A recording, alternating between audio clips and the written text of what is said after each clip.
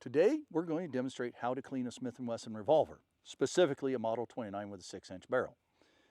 The very first thing you need to do, and one of the most important things to do, is to make sure your firearm's unloaded and then remove all live ammunition from your firing or your cleaning area. So let's pull this out of the holster. Whoop. Make sure it's unloaded. Make sure it's even more unloaded. Show you folks that it's unloaded. Take all this, take this, we're going to set it off camera for now. I'm going to put these in my pocket for now, set the firearm down. Now we're ready for the joke. Why did the retired racehorse go to ICU? Because he was no longer stabled. Ba-dum-ba-dum.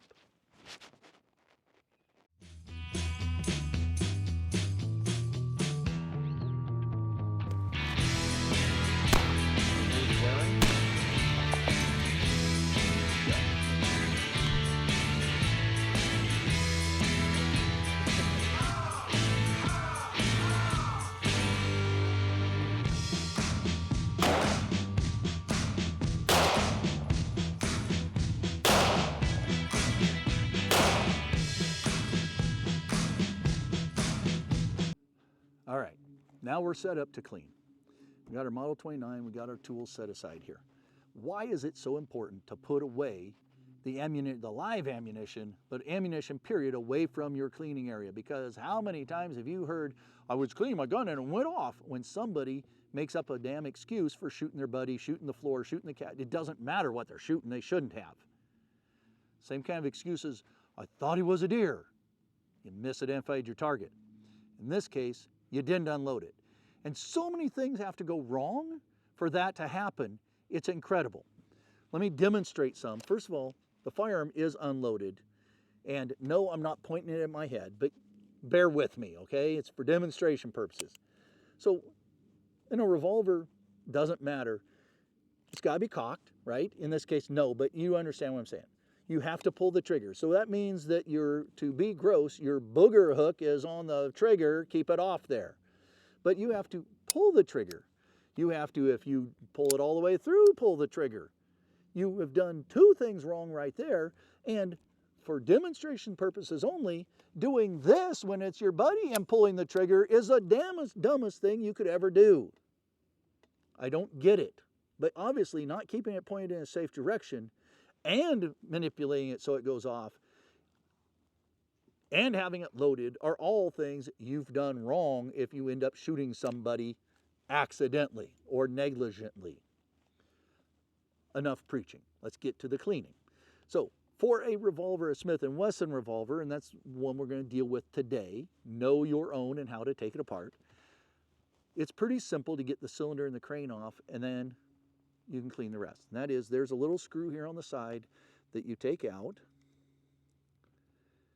Take the screw out. Set it aside. Don't lose it because you'll never hold the gun together again. Pull the crane out. Voila, cylinder falls off. There you go. In a different video, we talked about the ease, or making sure that if you have a patch, etc., that you try to go from the breech end out so you don't get the crap in the mechanism. Obviously with this revolver you can't do that. You're going to start here, you're going to push it through, and we'll clean this area last. And you have 6 holes to clean instead of 1 barrel in the mechanism, so it takes you a little bit longer. With the cylinder, you want to make sure that when you're all done, you want to oil this area too, but you get underneath your ejector. It bit me. You want to get the crane. You want to make sure when you're done, it's all those areas are oiled up. You want to pull the hammer back and get down in here, okay? And we're going to demonstrate that starting right now. Get my brush, get my rod, put them together, get my bore bright. I'm going to use that today, spray some on there. Spray some down the barrel. All right, it's just another powder type powder. Yeah, dissolver. Okay.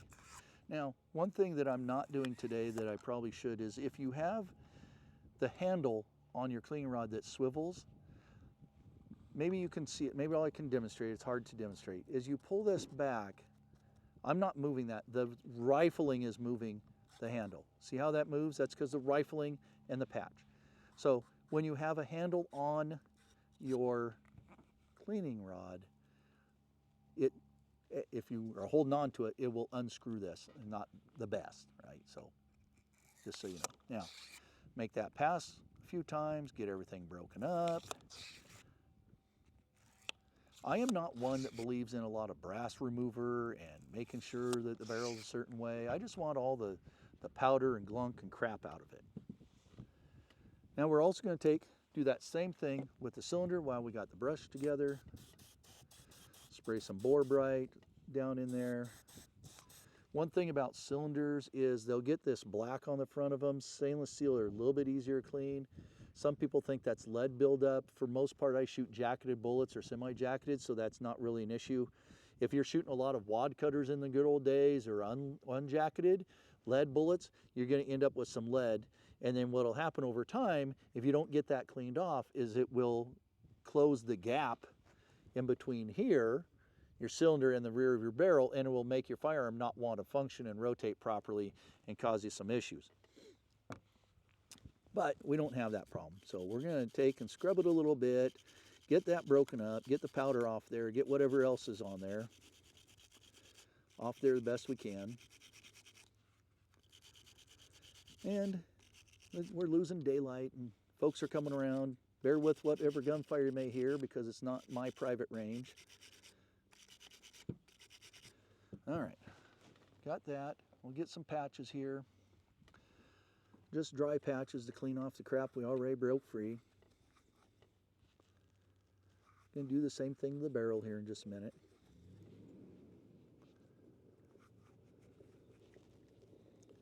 Like I said, just bear with what noises you hear in the background today. Stainless steel is a little bit easier to clean. The powder comes off a little bit better. You can see where it was and where it wasn't. Okay. I'm gonna break out my toothbrush. I want to get down underneath, get whatever unburned powder and other crap that gets underneath the ejector, right? Get that dirt out of there. And we're going to take another, in this case we're going to use some CLP, which is a cleaner lubricant protectant. And I'm using Gunzilla, the world's best CLP, it claims. It's a more natural, better for the environment type product. And we're going to get this cleaned up, get the ejector part cleaned up, get my fingers under it so I can get on it, use our brush. Now you might want to, and I've never been a big one to worry about such things and probably why I'm having issues now, but you might want to put your nitrile gloves, some people still call them rubber gloves, on when you're using these kind of products, or you find yourself something like this Gunzilla, non-hazardous formula, bio-based formula, no petroleum or water, soap and water cleanup, low odor, non-flammable, non-ammonia, non-corrosive, airline safe. Okay, so get something that's a little bit better for you, a little more natural type product, a little better for the environment as well. Not preaching to you, you do you, but you might want to protect your skin if you take and use something else. Okay, so we got that pretty cleaned up. Now we want to go through, and here's the tricky part because you have to be able to count to 6. That's this many's 6. And you have to remember what hole you started with. So I like just holding it. Sorry about the battery thing. So as I was saying, I like holding it so that I know which hole I started with. And then you just work your way around the cylinder. While off camera and switching stuff up, I cleaned through here a couple, 3 times. Yep, we got company out here. You want to go through each one, depending on how much you shoot and what type of rounds you shoot. You want to go through each cylinder 2 or 3 times with the brush, just to make sure that you've got everything knocked out of there. Ooh, that's so pretty looking through there. Okay, so now we did that. We're going to just take a rag like you would anything else. You broke it all up, and or you take a rag and you run through it, or you could take a swab, do the same thing. Get the gluck out of there, right? Best you can. And to your desired cleanliness. Some people, man, I mean, you know, Marine Corps boot camp, if there was a speck of dust on it, it wasn't good enough. I think it was a discipline thing as much as meaning to learn discipline, not to be disciplined, as much as it was anything else. But obviously, you want to get the gluck out of there. It would have helped if I'd had a garbage can out here, but I didn't, so we're just setting it aside. I use the towel on the table not only to hold my stuff in place, but to wipe my hands on. So you want a rag nearby, because when you get all this stuff on your hands, pretty soon you start getting, you know, my hands are a little bit dirtier, and you end up getting that all over your firearm again, so that's not the best. So we've got the cylinders run through, or the chambers on the cylinder. Got the cylinder cleaned off. We got the dirt off of it. We got underneath the extractor cleaned up. So while we're here, we'll just go ahead and put a little bit, in this case, Hoppy's number 9 gun. It's lubricating oil. Yep. Just put a little bit down in the metal on metal surfaces so that it works.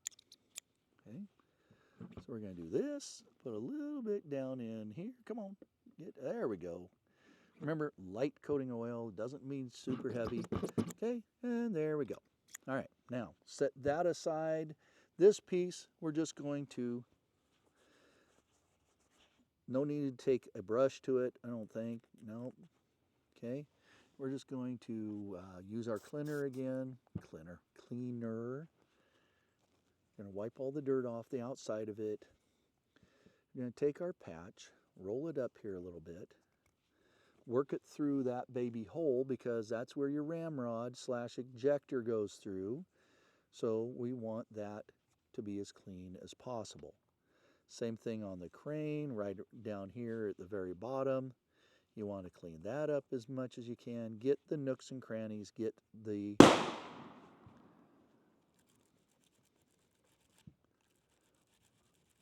there we go. Okay, get those areas cleaned up, because the metal on metal and the other areas where all the glunk gets to, and it's what will jam up your firearm over time. And time being relative to how many rounds you shoot. Obviously, if you shoot 6 rounds every 6 years, time's going to be a long time. If you shoot, 1,000 rounds every 6 months, you got a lot more cleaning to do. So we're going to get that done. It's looking all shiny. I want to put a patch down through this end again, the other end, see, make sure we can get that stuff out of there. Maybe put this rod, that's a little big, get it down in there a little bit. Okay, so that's pretty good. I'm not going to get anything perfect today. We're going to clean off the outside of the firearm. Got a little premature in that. Going to run a patch down the barrel, clean out everything that we knocked free with the brush. Man, need more coffee. Set that aside, do another one. So you do about 3 things, depending on who you are. You take a brush. Normally a brush would be treated with not necessarily hoppies, but a bore cleaner, a powder solvent, something like that. You break it all up. You run a patch through it to get more out of it, and then you want to run just a dry, clean patch through it to see if there's anything left and to get some of that solvent and stuff out of there. And then ultimately, you're going to take and put a little tiny bit of oil on this same patch, because it's going to come out clean. The guy's over there trying to sight his rifle in for elk season. And you're going to run it through there and clean the barrel. Now, some of you might have noticed there was a little bit of black here, and that's because we did not clean this area yet. So I'm going to take my fancy brush. I'm going to get my fancy bore cleaner here. More powder solvent, clean that off. And any brands you see on the table are brands that I use, that I kind of trust, or I picked up to check out. This is Remington Bore, or Bright Bore Solvent, dissolves carbon and powder fouling. Again, nobody has sponsored me for any of this stuff. It's just stuff that I've picked up and used. Is there better products out there? Yes, probably. I've used Hoppies forever and a day. I don't have any now. I like kind of the smell of Hoppies. A lot of people into firearms do. Hoppy's been a big brand name forever. Okay, so don't know if you can see it or not, but we now we knocked off a lot of the carbon that was here. Make sure you get the same thing back in this area.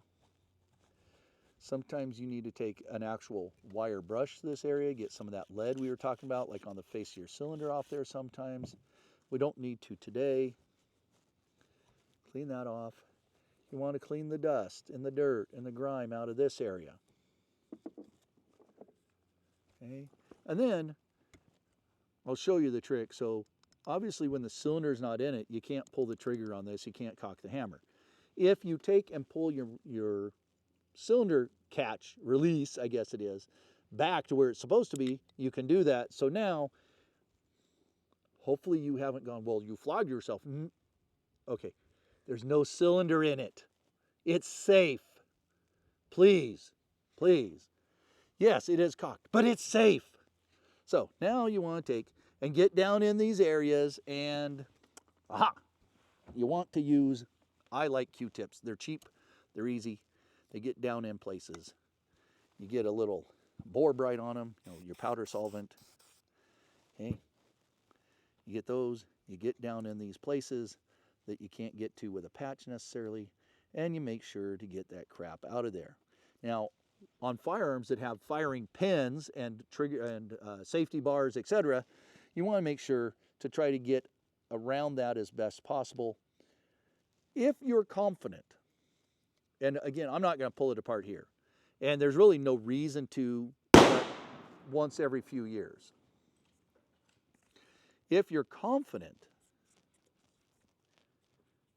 in your abilities, you might pull the side plate off of it and get in this area and get it all deglunked, but I wouldn't do that sitting out here in the field, and there's no real need to. I haven't fired enough rounds through this gun to think that it's improper down there.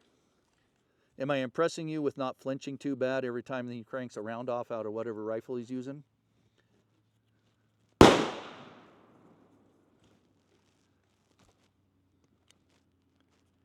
Hopefully he's got a spotting scope. He's sitting at 100 yards trying to get it zeroed in out there. So, and here comes one of his buddies. We're going to finish this up in just a few minutes. Bear with us. So here we go. Now we got our firearm cleaned up inside and out. Let's put it back together. Let's make sure it works. We're going to take, of course, anytime you have oil or anytime you have metal on metal surfaces, you want to get a light coating of oil on those. This goes back down here over with our cylinder. This part's called the crane. Want to put it back in where it's supposed to go. Come on, slide in there, baby. Should have been simpler than that. Now I look the fool because I got distracted out there. Okay, there we go. There, my goodness, shouldn't have been that hard. Okay, now we're going to put the screw back in. That's the most important thing because it retains the crane and holds the cylinder in place or from falling off the gun.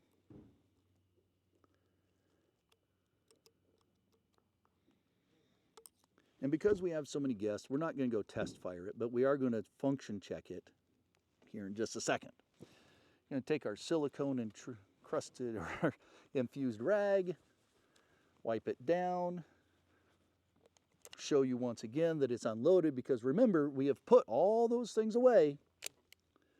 It's unloaded, function check it. Look through here, I can see the firing pin coming through the cylinder where it's supposed to. Make sure my sights aren't falling off. Make sure it runs and goes the direction it should. Make sure the single action works. Make sure that its cylinder opens. Voila, we function tested it. We've done it. Let's put our crap away. We will come back to you with a closing here in just a minute. Well, now the whole world has shown up out here, and so is all the family, so we're good. So we now have our gun belt back here with our rounds, but we're not going to store it that way, are we? Because we store things, firearms and ammunition, hopefully separately. So again, we have a firearm. It's all cleaned up. It's ready to go back into our safe. We function checked it. Why is it important to maintain your firearm? Just like maintain your car, everything else. It's important to maintain your firearms, keep them clean so they function properly. So when you take it out and use it, and whether you trust your life to it or you just have a bad experience not hitting the deer or hitting whatever you want to shoot that day with it, that doesn't happen to you. You have a good experience, you hit your firearm goes off, it works properly, it's sighted in, all those things, right? So, keeping your firearm maintained, keeping it clean, keeping it from rusting up, all those other things are great. Remember, do like these folks in the background are doing. Go out, take your family, have fun, prepare your stuff. So you are trained, you know how your gear works, you've tested it, it's ready to go for the upcoming seasons, and you're always the best prepared for the worst case situations.